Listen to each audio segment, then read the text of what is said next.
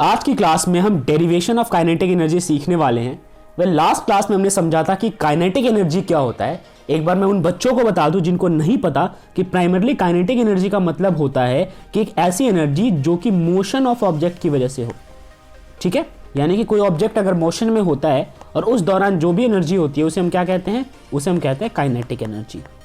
अब आपके मन में सवाल चल रहा होगा कि काइनेटिक एनर्जी की डेरिवेशन से क्या समझने वाले हो आप। काइनेटिक एनर्जी का जो फॉर्मूला निकल के आता है हमारे सामने, जो कि है हाफ एम वी स्क्वायर। यहाँ पे m का मतलब है मास, v का मतलब है वेलोसिटी। आखिर ये फॉर्मूला आया कैसे, how does this formula arrive. आज की क्लास में हम फुल डेप्थ में इस फॉर्मूले के बारे में समझेंगे। तो आइए शुरू करते हैं इस टॉपिक को समझना। देखिए, इस डेरिवेशन को समझने से पहले मैं आपको एक बार बैकग्राउंड में ले चलता हूं, जहां पे मैं आपको समझाऊंगा कि एक्चुअल में काइनेटिक एनर्जी हो कैसे रहा होता है। तो आप इस पिक्चर को ध्यान से देखिए। इस पिक्चर में इस ऑब्जेक्ट के ऊपर कोई भी फोर्स नहीं लगा है, जिसके कारण ये ऑब्जेक्ट फिलहाल रेस्ट में है। अगर फोर्स लग जाता तो इस ऑब्जेक्ट के ऊपर वेलोसिटी आ जाती और उसके कारण ये ऑब्जेक्ट ट्रेवल करके जैसे यहां पे ट्रेवल कर रहा है नीचे आ जाता। तो फिलहाल ये ऑब्जेक्ट रेस्ट में है, तो रेस्ट की वजह से जो भी इसकी एनर्जी होगी उसे हम कहेंगे पोटेंशियल एनर्जी। और पोटेंशियल एनर्जी क्या होती है ये मैं आपको आगे आने वाली क्लास में बताऊंगा। आइए समझते हैं कि अगर इस पे फोर्स लग गया और ये ऑब्जेक्ट मोशन में आ गया तो जैसे मैंने आपको बताया था इस ऑब्जेक्ट में कैसी एनर्जी आ जाएगी, काइनेटिक एनर्जी आ जाएगी। काइनेटिक एनर्जी इस ऑब्जेक्ट के मोशन के कारण हुआ। मोशन का मेन फैक्टर क्या था, मोशन का मेन फैक्टर था इसमें आने वाला वेलोसिटी। अच्छा, अब एक और चीज समझो आप बच्चों कि इस ऑब्जेक्ट का अपना एक मास था और इसके बाद आपने फोर्स लगा के इसकी वेलोसिटी को भी इंक्रीज कर दिया। देखो, ऐसा नहीं कि पहले वेलोसिटी नहीं था, पहले वेलोसिटी था बट उसकी वैल्यू कितनी थी, 0।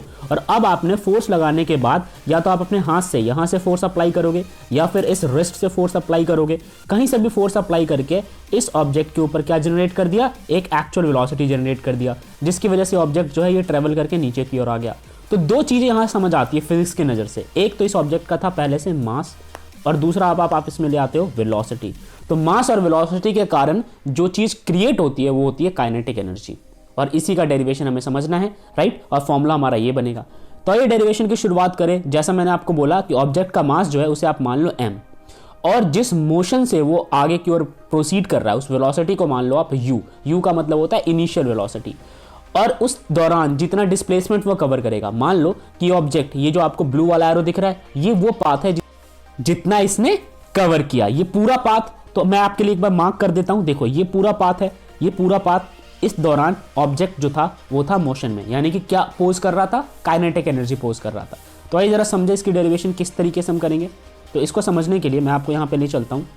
आप देखो, सबसे पहले हम बात करेंगे वर्क की।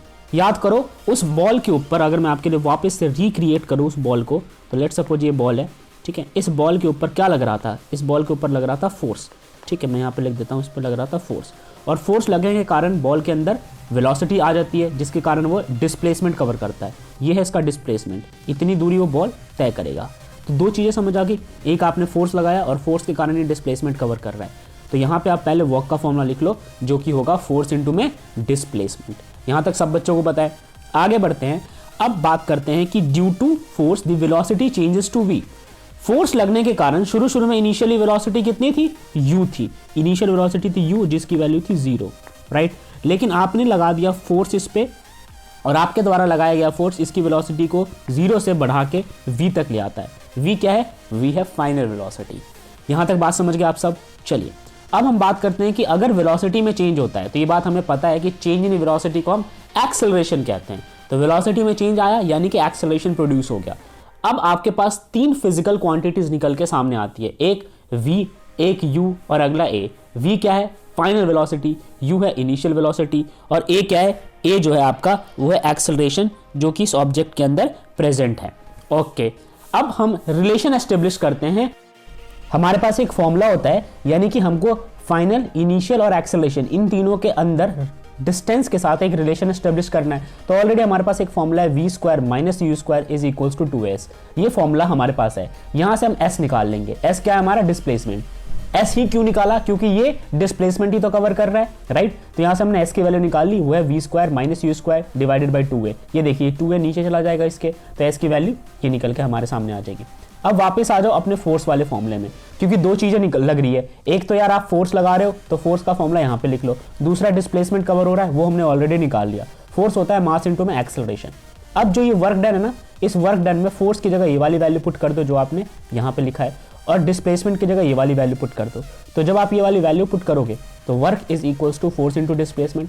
फोर्स की जगह हम लिख सकते हैं मास इंटू में एक्सेलरेशन।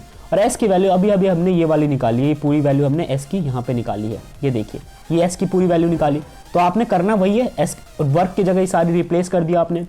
और जब वर्क की जगह आप रिप्लेस करोगे तो नीचे ध्यान से देखो, इस ए से ये एक कट जाएगा, राइट। तो ए से एक कट के यहाँ पे इसको काट देते हैं। चलिए, ये कट गया यहाँ पे। अब ऊपर क्या बचा, यहाँ पे बचा केवल और केवल 1/2। देखिए 2 नीचे है तो ये बच गया 1/2, हमने ऐसे लिख लिया। ये मास अपनी जगह पे यहाँ पे v square minus you square हमने यहाँ पे लिख लिया। हमें पता है कि शुरू में ऑब्जेक्ट की जो इनिशियल वेलोसिटी है वो है 0, जैसा मैंने आपको बताया। तो यहाँ पे 0 पुट कर लो तो ये हट जाएगा यहाँ से, इसका खेल खत्म। ठीक है, तो अंत में क्या बचेगा, W is equals to half mv square. W is equals to half mv square. और हम सबको पता है कि वर्क किसके बराबर होता है, एनर्जी के। तो वर्क अगर एनर्जी के बराबर है तो वर्क काइनेटिक एनर्जी के बराबर भी हो जाएगा, कोई दिक्कत नहीं है, हमने ये पिछले क्लासेस में पढ़ा है। तो यहाँ पे वर्क की जगह हम क्या लिख लेंगे, एनर्जी। और यहाँ पे देखिए, यहाँ पे यही लिखा हुआ है, एनर्जी मतलब kinetic energy is equal to half mv square. तो ये हमें डेरिवेशन करना था कि काइनेटिक एनर्जी का फॉर्मूला हाफ mv स्क्वायर कैसे होता है, और ये हमने फुल डिटेल में समझ लिया। तो ये था आज हमारा टॉपिक ऑफ द डिस्कशन। मैं उम्मीद करता हूँ आपको ये समझ आया होगा। जय हिंद।